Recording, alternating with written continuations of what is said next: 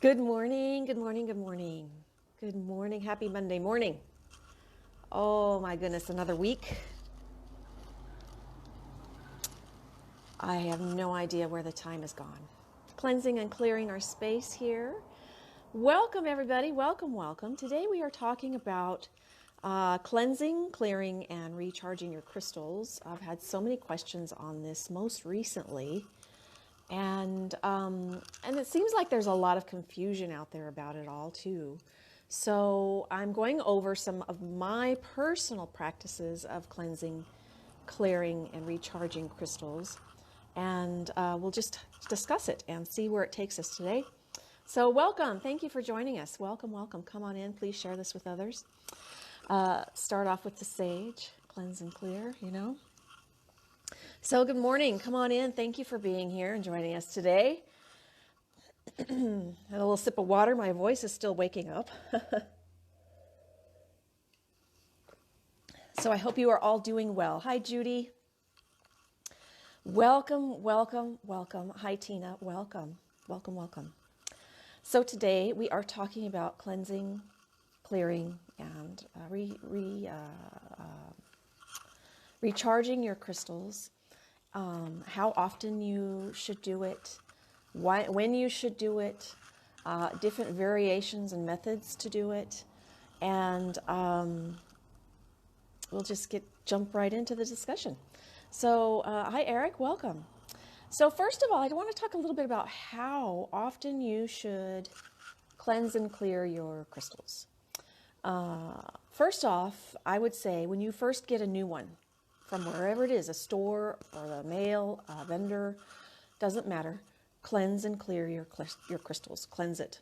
Because you don't know what kind of energy came with that crystal. You don't know exactly the path it went through to get to you, and all the different people who have touched it, excuse me, before it got to you. So it's always a good practice to cleanse and clear your crystals right when you first receive them for the first time. Also, if you are a healing practitioner, I would suggest cleansing them between uses of every client that you use, even distance sessions. Crystals that you use personally often, I would suggest cleansing them often. Use your intuition with it. How is it feeling? How is it, is it not working the way it should? Is it not responding the way it should? Use that as kind of a guideline of how often you should cleanse your crystals. If you have been exposed to, or your crystals have been exposed to heavy negative energy, cleanse and clear them. Maybe you've been very ill, or maybe you've been using them on somebody that's been very ill. Maybe you've done a house clearing where you've reduced some very heavy negative energy. So that's when you want to really make sure that you cleanse that energy. So I'm going to go through some others, some variations of ways to go through to cleanse your crystals. And of course, we'll take any questions or anything that comes up. Hi, Janet. Hey, Aisha. How do you physically clean crystals? To clarify, how do you get all the facets clean? I'm going to go over that. That's one of them, especially with ones that are very intricate or very, the crystals that you have on display, perhaps, that collect dust. You might want to dust your crystals too. That's another thing. When you have crystals on display in your home and you don't particularly use them in healing sessions, but they're there for energetic reasons or they're there for beauty reasons, whichever, you do want to recharge and cleanse their energies, and you want to dust them and clean them off. I mean, dust weighs them down just like it does us and all things that we have. I think it's just weighs our energy down. So it does the same with crystals too. But I'm going to show you something with an amethyst. It has a lot of facets in just a few minutes here. How to take care of that, because it can be kind of difficult, and you want to care for your crystals, especially expensive ones, very carefully. So we'll talk about that just in a moment. That's a great question. Yeah. Good morning, Deborah and Connie and Cynthia. Welcome, everybody. Yes, Aisha, I suggest you use you cleanse crystals in your distance healing sessions too. When I was actively doing distance healing sessions, I would cleanse and clear my crystals between every use, between every client, because you connect energetically in distance healing sessions. You're connecting with that person and you're sending that energy with intuition, or with intention, I should say, through that other person, or with that other person, through crystal energy too. So I suggest you cleanse and clear your crystals when you do distance healing sessions. Yeah, I think it just gives that crystal a refresh, ready to go for next time around, you know. So let's dive in and let me tell you about some ways to cleanse and clear your crystals, and we'll just jump right in and see where it goes. So most of the crystals that are polished or tumbled, polished, shaped, you know, very high polish, most of them can be cleansed under running water. Now, if there's any question, you should always consult the Mohs hardness scale. It's MOHS. That's a scale that tells you how hard the mineral is.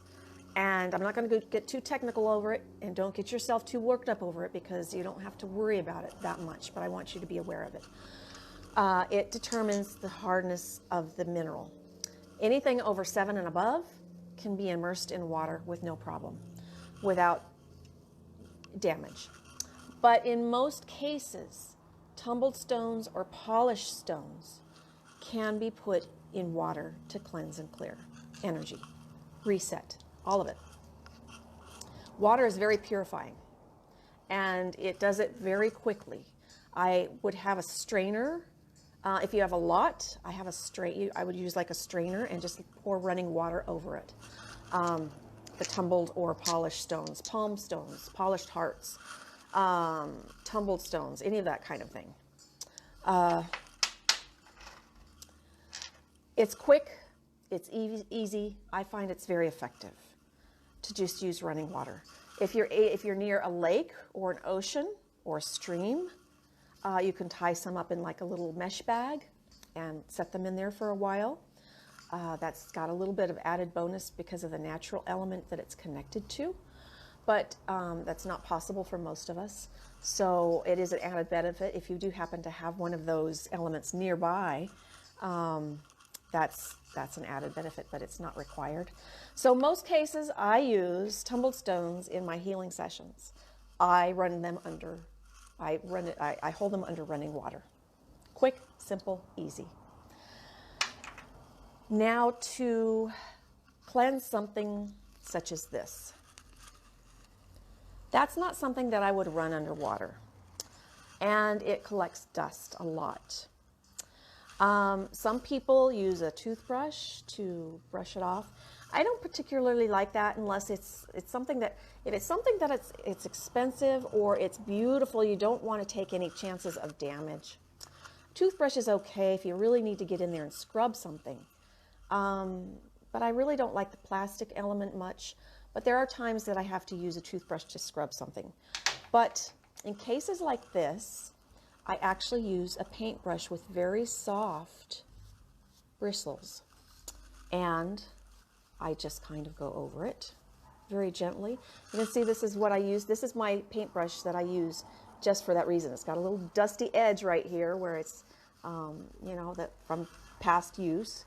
So I just kind of gently dust off all the edges like that.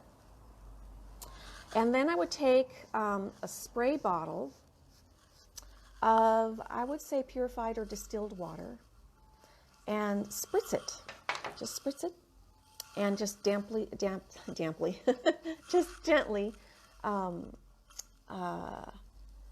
blot it with a soft cloth to soak up the water. Just like that. Yeah. So just gently, and I invested, this is not a cheap paintbrush. I think this is it's very, very soft. I think, I don't know if this is, I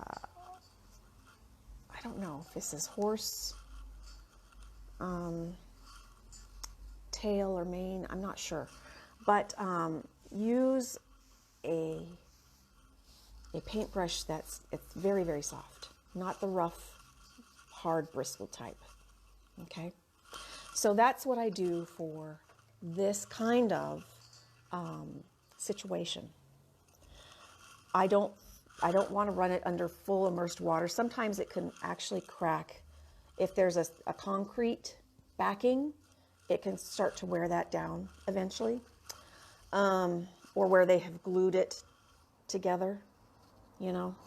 It can be over time, but it's just a personal care preference that I have learned to use a very soft brush. Sorry, my voice is just not behaving today. It's just this morning air is just affecting it. I've got to pay extra close attention to it this week. With the change in seasons, it's coming up, yes. Excuse me. See what else that I have here of questions, and we'll keep going. Copper wire. Copper probably is a good cleansing component. I've not personally used it, so I don't know how it works personally as far as how before and after energetically. So I would assume that copper would be a good component to use with your crystals, yes. Good morning, good morning, good morning, good morning. Selenite is a good question.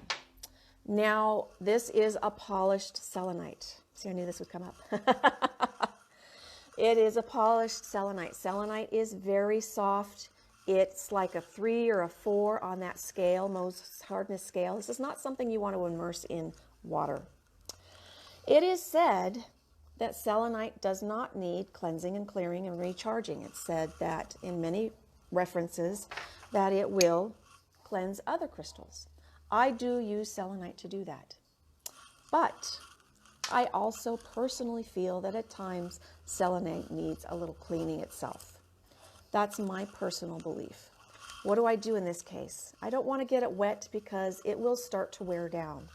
I use, in this kind of instance, most selenite that I use is polished in some form. And I think most everything that now there's some raw pieces out there once in a while. But most all that I use are polished in some form, like the hearts or the slabs or this kind of thing, or the wand. And it gets dusty, you know, it collects dust. So I use, in this kind of instance, a very damp, and not a very damp, but a slightly damp cloth. Just wipe it and let it be. That's it for that. Because it will start to break down eventually if you immerse it in water or leave it in water. It's very soft. Also, there's some other crystals that can break down in water. Kyanite, but it's also said the same thing. Kyanite is also a cleanser. You put your other crystals with it. It won't need charge. It won't. They won't need other. It's another method to charge and clear your crystals. But again, I like to cleanse and clear all my crystals. So this kind of thing, this is a raw piece of kyanite, and I would use my brush method with this. A very slightly damp cloth. There's a fly here bugging me. I need to get my sage up here close by. A damp cloth to maybe wipe off the edges or something. So that's something to consider. Also, sage. Sage is an excellent cleanser of energy, and you can cleanse and clear all of your crystals. You don't want to use the water method.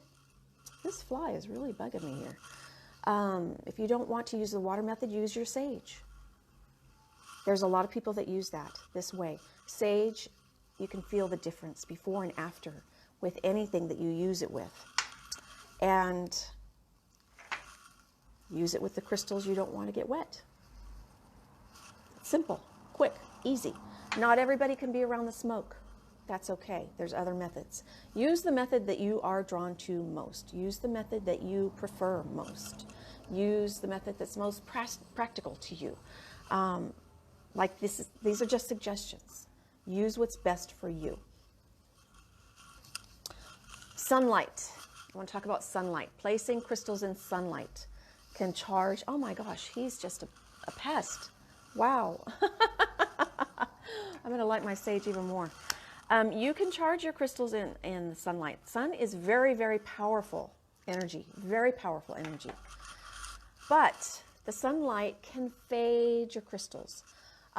Placing crystals in an elixir type of situation where you want to infuse water with crystal energy, it's great to do that in the sunlight. But you don't want to place crystals in the sunlight that will fade, such as a fluorite. You won't get that color back. It might not fade under one time, but it might. It's hard to say. If you continually put them out in the sun, eventually they could really fade to very light. Also, citrine, you don't want to put that in the sunlight. If you don't want that to fade, don't put it out there in the sun. Don't take the chance with it. Smoky quartz is another. Any crystal that's kind of got that kind of see-through, opaque kind of, see-through kind of clarity, you don't want it to fade. Don't put it in the sunlight. Don't take the chance. It's not worth, taking the chance. If it's something that you really, really want to leave with that original color that you received it in. Moonlight. Now there's a lot of questions about charging crystals in the moonlight. It's something that comes up a lot, and it's published everywhere, and I do it. Moonlight is very powerful in recharging and giving your crystals that boost of beautiful energy. I've felt it, placing the crystals out the night before, feeling the energy, and then retrieving them in the morning after that moon bath. The crystals do respond in a different way. They feel like they're happy. They feel like they've had a bath. They feel like they're ready to do their job again. The more you start working with crystal energy, the more you will start to feel the differences in their energy. Now, is it practical to drag out every single crystal that you own and put it under the moonlight? Maybe, maybe not. When I first started my crystal collection and I read, oh, the moon is a place to charge and cleanse and clear crystals, and I felt the difference in energy, I dragged out every crystal I owned, even the ones I didn't use, even the ones that were stored in bins, and I put them all in the moonlight. And it took me quite a while to drag everything out. I took this table, set it in the middle of the yard, placed everything on the table, and set everything out there in the moonlight.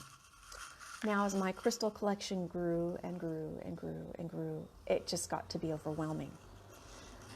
Don't overwhelm yourself with it, really. Only take out and place the crystals in the moonlight, the ones that you use most, the ones that you feel needed, the ones that might be exposed to very heavy energy. Don't drag out everything, unless you want to, unless you don't have anything else to do. But it would take me hours now to bring out every single crystal that I own and put it in the moonlight. And I just don't have the time or the energy. And I really, at this point, have reevaluated that whole practice, and I don't think it's necessary unless it's needed. So, use your best judgment with that. A couple other methods here talk about. Let's see what kind of questions you have here. Maniel, use the paintbrush. Love that idea. Yeah. Yeah, it's very gentle. It's a very gentle method of caring for those crystals that are very intricate or very delicate or very expensive. Yeah. Good morning, good morning, good morning, everybody. Good morning, good morning. Set in the window. Yes, that's another method you can do for the moonlight. You can set them in the windowsill. But again, you don't want to set certain ones in the window that might fade. Yeah. Rena, best crystal for healing, for strength. Do you mean like personal willpower, personal confidence, self-confidence? Do you mean that kind of strength? If that's the case, I would say sunstone, tiger eye, pyrite, very powerful for those. Yeah.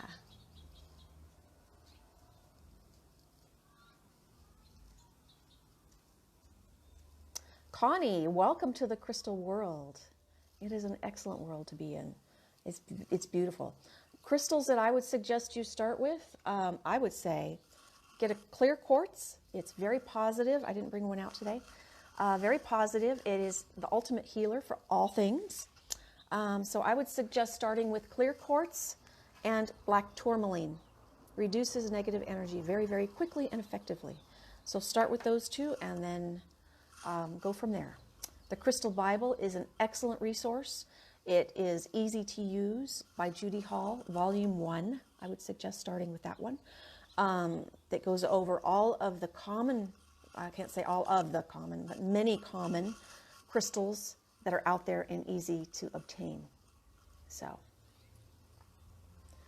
yes, Adelina, Palo Santo, sandalwood, cedar, rosemary, any of your burning bundles would be good for that too. And if you can't use a sage bundle smoke, you can use a sage spray to spritz on your crystals too. I've done that too in my warehouse where I store all of the crystals that I sell.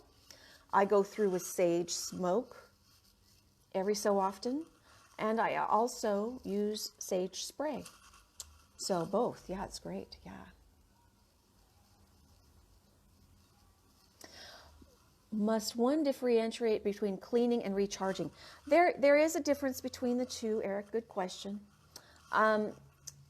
Physically cleaning the dust off is cleansing, but also I use the word cleansing after use when I do need to recharge. I kind of use that term interchangeably. So there is a time when you need to physically clean the crystal from dust and dirt, or maybe there's something on there you want to clean it off. But when I say cleansing, clearing, recharging, I kind of use all of those terms as the same. Cleansing as releasing any energies that they've absorbed, recharging kind of the same way as resetting to their natural state. I know it's kind of a confusing terminology. I hope that little blurb there helped you a little bit more. And I know that throughout all the terminology with crystals everywhere, it's kind of confusing in that manner also. But physically cleansing the dust and dirt, make sure you do that because it can weigh that energy down a little bit. But also cleansing and clearing and recharging, resetting it to its natural state using all of these methods mentioned. The water, the sage, the dirt, resets its energies. Sometimes we all just need a reset. Our crystals too. So, you know, I have tourmaline all around my home to block negative energy. It's in constant use to block negative energy from entering my space. But they're sitting in dirt. Dirt's another one I'm going to talk about here in just a moment. They're sitting in dirt. Some people bury them in dirt around their home. That's fine. And they get exposed to all of the elements, the sun, the moon. So I don't actively recharge, cleanse, or clear any of them because it's always exposed to the other elements to help it. It's always working, but it's always being exposed to those other ways to reset its energy too. So dirt, since I brought that up, is a good way to cleanse heavy negative energy that you've been exposed to with use with your crystals. It resets it in such a way it's reconnected to its roots. So if you have been working with a crystal with somebody or yourself that has been exposed to a heavy negative illness, you might want to bury your crystal in dirt for a period of time. I did a house cleaning for a friend with obsidian. There was very heavy negative energy in one space of her house, and we used obsidian to absorb that energy. And afterwards, we buried the obsidian in dirt and left it there. Just left it there. It's there forever until somebody else digs it up. Who knows? I don't know. Somebody had sent me a crystal that was filled, they felt, with very heavy negative energy. Why they sent it to me to handle, I'm not sure, but I buried it for several months. Then I dug it up and it felt refreshed and like it was okay. So if you're dealing with something that's very, very heavy negative energy, bury it in the dirt. Again, that's not always practical for everybody. It's not something that everyone can do, and I wouldn't suggest digging a big hole in the backyard and burying everything. Just do this on the ones that you feel that you need it. In extreme cases, you know, if you're exposed to very, very heavy negative energy in some way, some form or fashion where the sage can't handle it or the other elements can't handle it, then use the dirt method. Let's see here. I need skylights in my garage. I do, Adelina, yes. Cynthia, yay. Yes. Good, good, good. I hope I kind of clarified that a little bit better, Dawn, for the cleansing and clearing, charging. Hopefully I did. I don't know. Hi, Ben. Love selenite. Welcome, welcome, welcome. Oh, gosh, Leanne. No, don't bury yourself. There are other methods that you can use that I don't personally use. One is you can set your crystals in Himalayan salt for a while, brown rice to cleanse, clear, recharge their energies. I don't use those methods. If you do, make sure you discard the salt and the rice. Don't eat it afterwards. To me, it takes longer. I just don't fool with it. I use things that are quick, that are easy, that work around my schedule, that work around what I have. Another very easy, quick method to cleanse, clear the energy is sound. That resets the energy for us, our environment, anything that's in our environment. Just go around your room. You don't even have to take the crystals out of their space. Just go near them. You know, I do have many friends here that use sound as their preferred method of cleansing and clearing. Same thing with sage. They'll cleanse with sage, and some just cleanse with sage, some just with sound, some use those two methods together. So you can do that. Sounds beautiful too. Doesn't it make you feel good after you hear that? Resets my energy very, very easily. So, those are tingsha bells, Leanne. Tingsha bells. Yeah. Sound, you can use singing bowls. You can use drums. You can use all sorts of different kinds of sound elements. Yeah, sound elements. So, so again, how often should you cleanse and clear and reset your energies or your crystal's energies? I'll mention that again too. Physically cleaning and cleansing is one thing, but cleansing, recharging, resetting is another.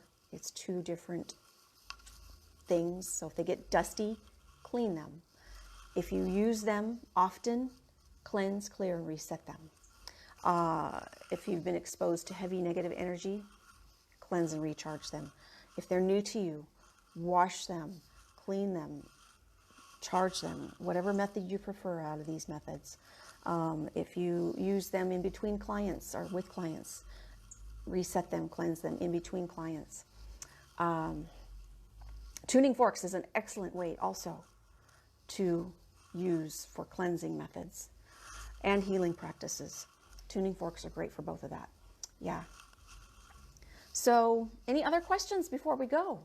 Any other questions before we go as far as, cleansing, clearing, how often, caring for your crystal collection? Let's see what you've got to say here. Thank you, Mary, for the announcements. Yes, yes, yes. Hi, Betty. Welcome. I do have tincture bells. Yes, so send me a message and I can tell you more about the tincture bells. Yeah, what I've got. Tuning forks are a great alternative for cleansing and clearing. And they're hard to hear, the tuning forks, but that sound wave is what that frequencies, those frequencies that the tuning forks and the bells and the singing bowls, those frequencies are very cleansing and healing. So it resets the energies in your space, including your crystals. Yeah.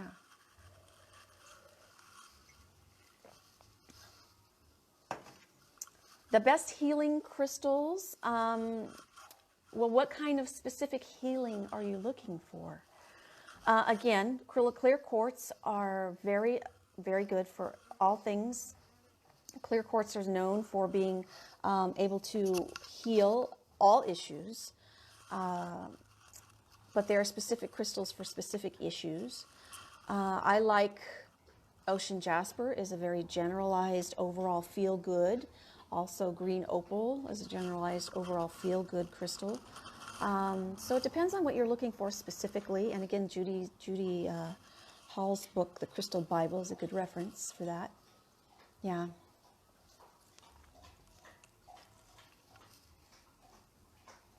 Talk to you later, Mary. Oh, thank you, Dawn. Amy, can you use brown rice more than once for cleansing? I would throw it out in between use each time, because it absorbs what it's said to absorb. I've not used brown rice, but it is said that it absorbs the negative energies that the crystal might have had absorbed itself. So it draws that out. Then it's in the rice. You want to discard the rice and not reuse. Yeah.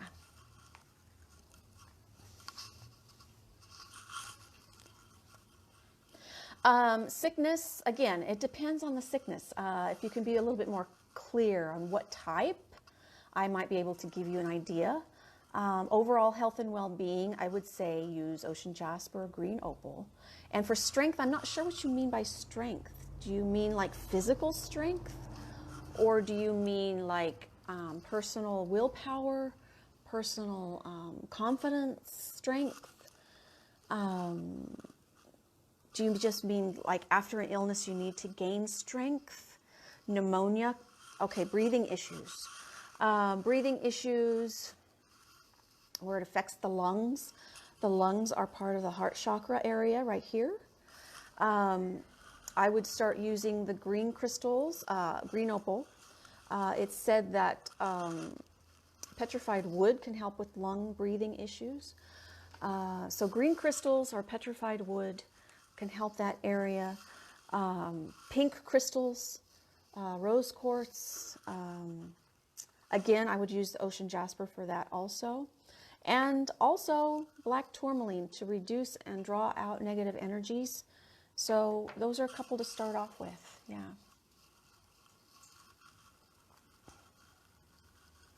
Nola, should you use your Himalayan salt over and over to cleanse? Should you do that? Himalayan salt, I feel, is a little bit different because of the ions, the negative ions that it releases. I would use Himalayan salt similarly as like kind of, I see it as like the dirt method. And this is what's just coming to me. I've not used Himalayan salt, but I feel like you might be able to use Himalayan salt over and over as opposed to the rice. The rice I would throw out.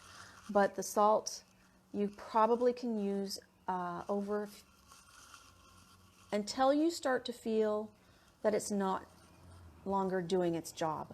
and then throw it out. I think there will probably come to a point where it's necessary to get a new batch, so to speak. You know, does that make sense? I hope. Yeah, Rena, I hope that helps you. Peace, love, and light. Yes. All right. Any other questions before we wrap it up today? Those of you who are new to me, check me out on YouTube, Debbie Hardy Crystal Healing. Follow, like, see first to get my notifications when I'm on. I happen to have a lot of questions about this this particular topic recently, so I thought I would address it, go over it. Mondays are my spiritual talks or my crystal talks. Wednesday we have a check-in chat where we just come in and we talk about anything spiritual, anything and everything spiritual, and just being there for each other. No agenda.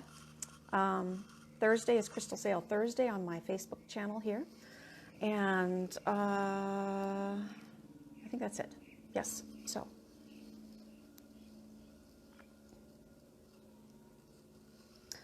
What are your favorites to support living with intention? Favorite crystals to support living with intention? Are you speaking of manifestation, Dawn? To manifest your intentions? The Power Trio are pyrite, green aventurine, and citrine. Very powerful to manifest intentions. And check out my book if you have not already, Manifestation Using Crystals. It's on Amazon, and I have copies as well. So if that's what you're meaning by that question. Cynthia, what crystal Bible do you recommend? I recommend the Volume 1. Start with that. Volume 1 Crystal Bible. Yeah. The Volume 2 and Volume 3 get into more of the rare crystals. They're still good to have, but start with 1 and work on from there. When you're finished with 1 and you want to learn about others, then get the other volumes. But the Volume 1, it's more in discussion of the mainstream, the easy to find, the easy to obtain, the more relatively inexpensive crystals for the most part. It does discuss some expensive crystals, but for the most part, it's easy to obtain and relatively inexpensive crystals, and easy to use in the Crystal Bible, Volume 1. Yeah. Yeah. Yes, Dawn, absolutely. Make a grid using those. I've had tremendous success with pyrite and citrine. And aventurine, I think those two are the top two, and the aventurine is the third. So, yeah, check out my book, Manifestation Using Crystals. And it goes through a whole process and a list of crystals and how to use them and how to make a grid and all of that good stuff for intention setting. And we have had some community members use pyrite for wishes, and their wishes come true. Holding pyrite with an intention, being very clear and focused, their wishes come true. I've had some community members tell me that they have used pyrite and they have come into amazing, amazing, amazing, amazing results. So I can't give details about their situation as respect to their privacy, but it's life-changing. I'll leave it at that. Life-changing. Yeah.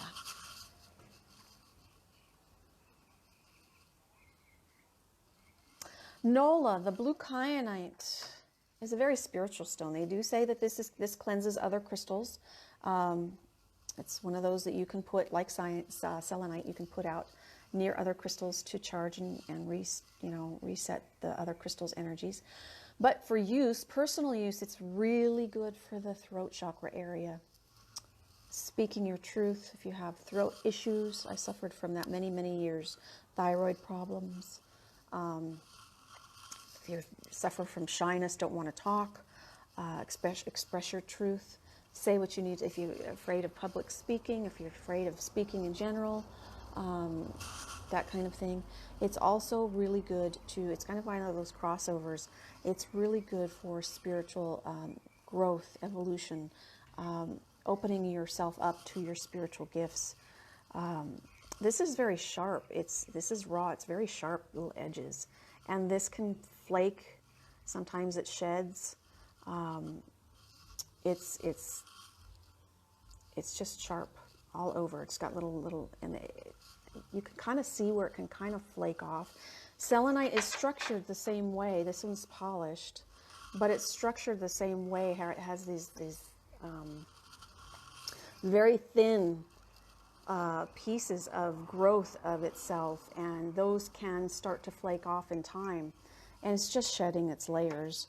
But or if you're rough with it, it'll start to flake off. But same thing with tourmaline. It has this striation kind of growth pattern to it. Yeah.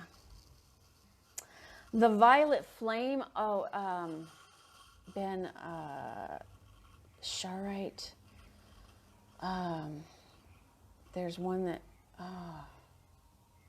It's at the tip of my tongue, but I can't remember right offhand.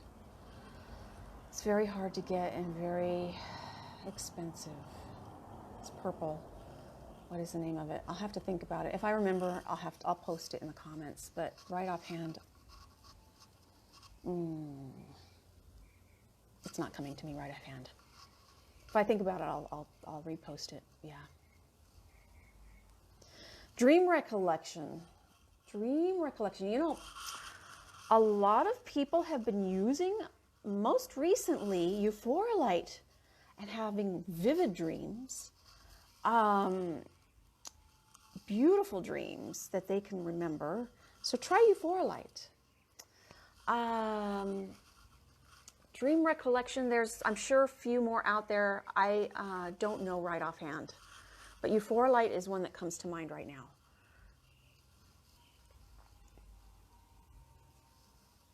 Sugarlight, that's it. Thank you, Dawn. That's the one I was thinking of for the violet flame. Sugarlight, yes. Nola, I've had problems with damage to your vocal cords and have been very drawn to blue kyanite. You are drawn to what you need most. You could probably get pendants. You can find pendants that are kind of polished where it won't have this jagged, you don't want to have something that damages or hurts your throat. Skin. But you can get some that are polished a little bit in pendant form and just wear it.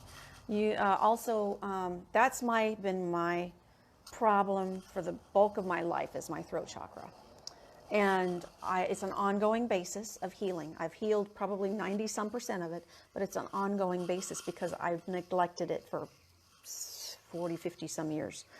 So it takes time to get all that junk out. And like I said, I've healed a good 90-some% of it, but it's an ongoing focal point of mine. So use other blue stones also, angelite, maybe blue calcite. I like green opal, although green is a good heart-centered healer. I do use it in my throat chakra area. So yeah, use your intuition with what you're drawn to, because that's kind of your internal thing saying, I need what that can provide me. I need what that's composed of. I need what's in that. And it's your internal voice telling you that. Listen to your intuition for all things. Crystal use, for decisions, for how to cleanse and clear your crystals, everything. Use your intuition for all things associated with you, and you won't be steered the wrong direction. It's very powerful. That little voice there inside, that deep inside, listen to it. It knows what you need. It knows what you need. I just published a meditation journal. It's on Amazon. It's called Meditation Journal by Debbie Hardy. And if you are focused on healing a certain area of your life, certain physical, mental, physical, whatever, doesn't matter, you can document your meditation sessions using crystals, with or without, and notice your healing pattern. When you start, what's changed, what's improving, and you can document that progress you make and look at it. So start writing all your meditation sessions down and A month later, look back at day 1 and see where you were at, how you were feeling, what was happening. And look at 30 days later. Do you notice any changes at all? Do you notice any changes in your whole healing, self-healing regimens, you know, your whole self-healing practices? It's a good way to monitor that. So, yeah. Selenite is something too, you bring up selenite also, something too that I use in meditation every single day. Not this particular one, but I use a selenite wand in my meditation practices every day with other crystals. Yeah. Tanzanite would also be good. That's another good choice. Yes, Aunt George, yes. So ban those ones, Sugarlight, Tanzanite, and what was the other one I said earlier? See, I tell you, it's just, yeah. But yeah, Sugarlight, yeah.